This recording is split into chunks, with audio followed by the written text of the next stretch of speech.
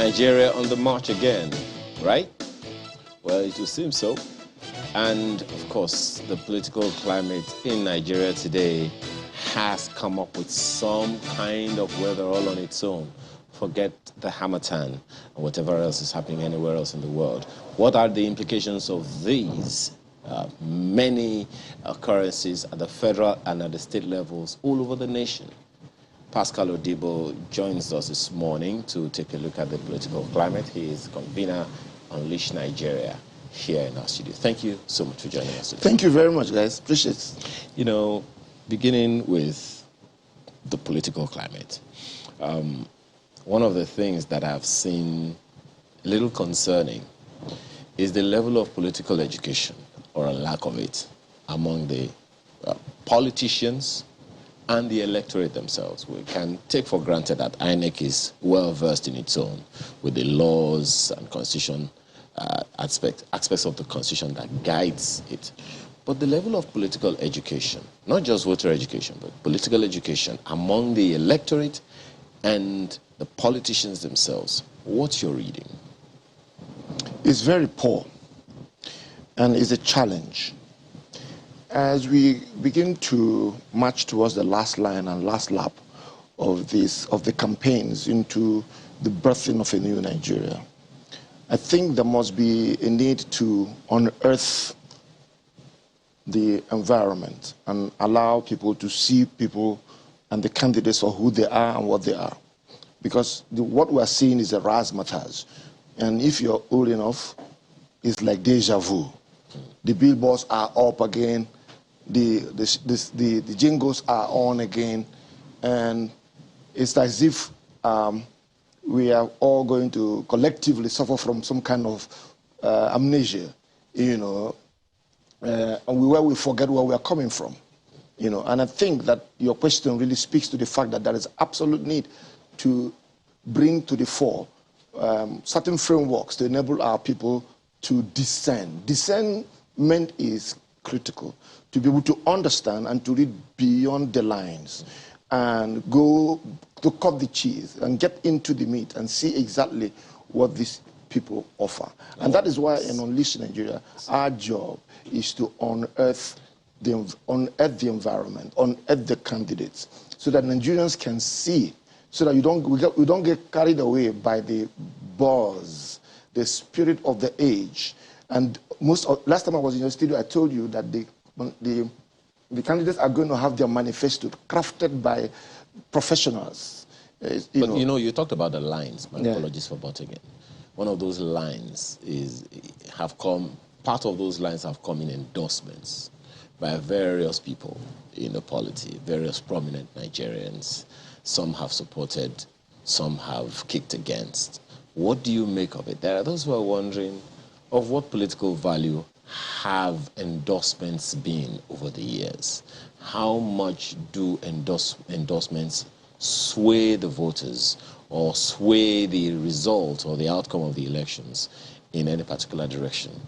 For our society, endorsements are key, especially when it begins to paint a picture for what I spoke about just a while ago, to a majority of people that are driven by, as it were, various other issues beyond what the issues are.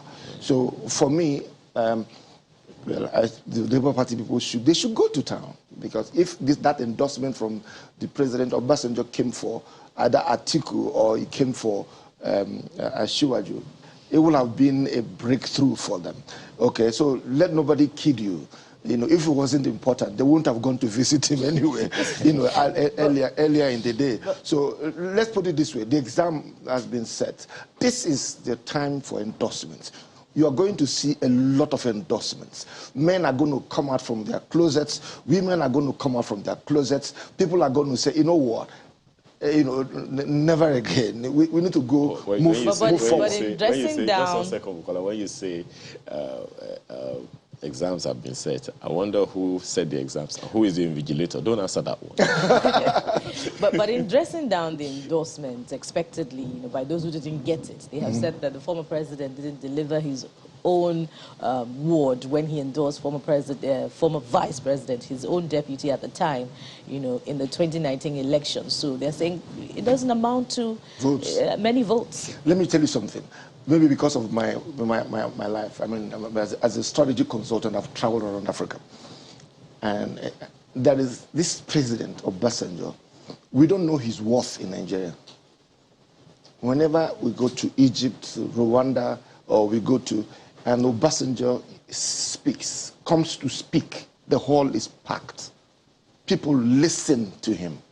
So Obasanjo does not just only have a local sagacity. He has an international frame. I dare say that I've witnessed what you're saying. Absolutely. You know, outside Nigeria. But they're not going to vote outside Nigeria. The vote will be conducted here in Nigeria. Now, and this is important. When Obasanjo's letter went out, and I've read the letter, Obasanjo was not addressing all Nigerians. Read the letter. Obasanjo is addressing 71% of the voter population, the youth. He's asking them, rise up and make a difference. And listen, in my small voice, I add to his voice. The youth will have to determine the future of this nation, not the old framework. And Obasanjo was deliberate about it. He said, do not inherit your father's enemies. Make your own friends. Let the past be gone and champion a new phase for your nation. Well, and that this may be a defining moment. We're not hearing this for the first time. You recall 2019, the Not Too Young to Run law that was passed, and there was a flurry of young people.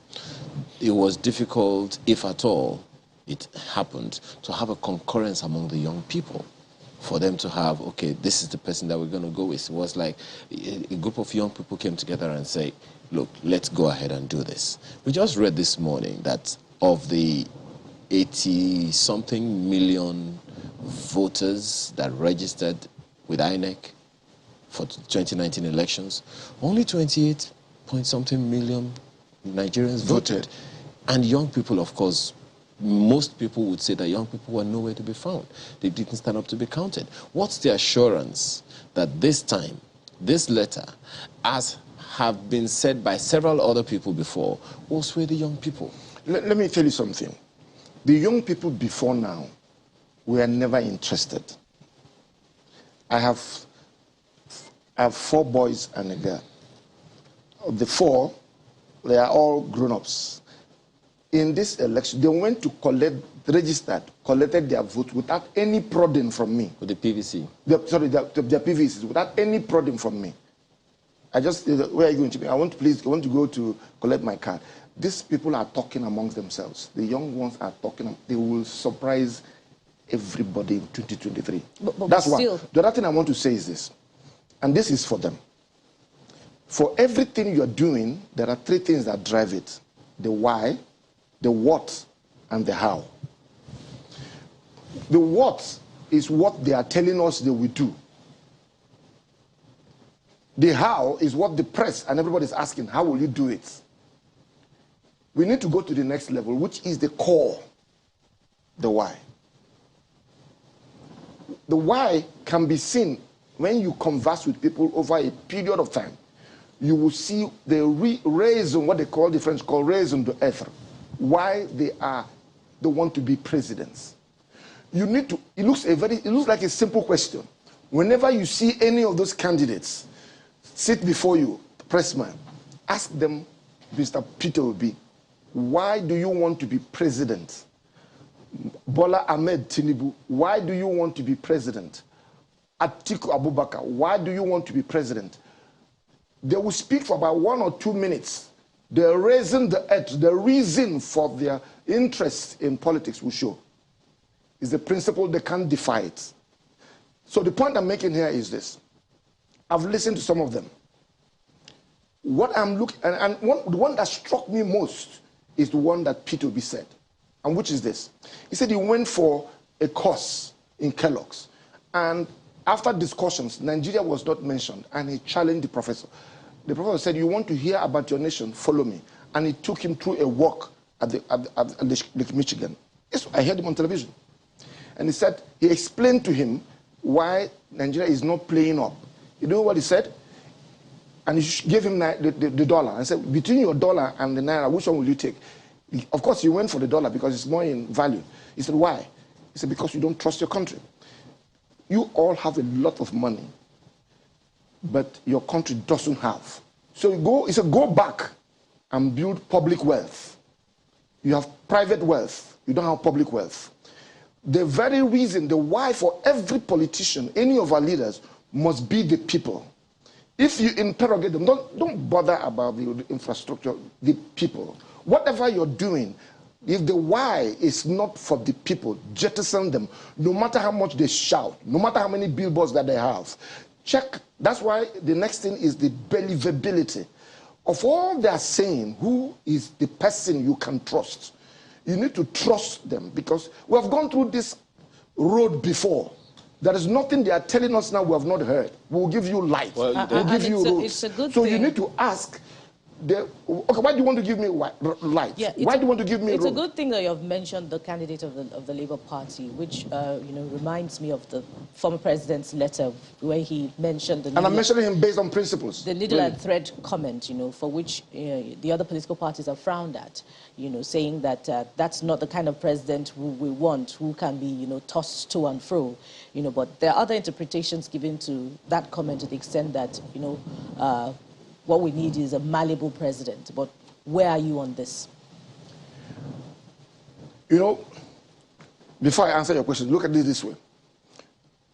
The bane of this administration, in spite of the gains they have made in infrastructure, you can see, is their inability to manage our diversity, which is a major plus for any community.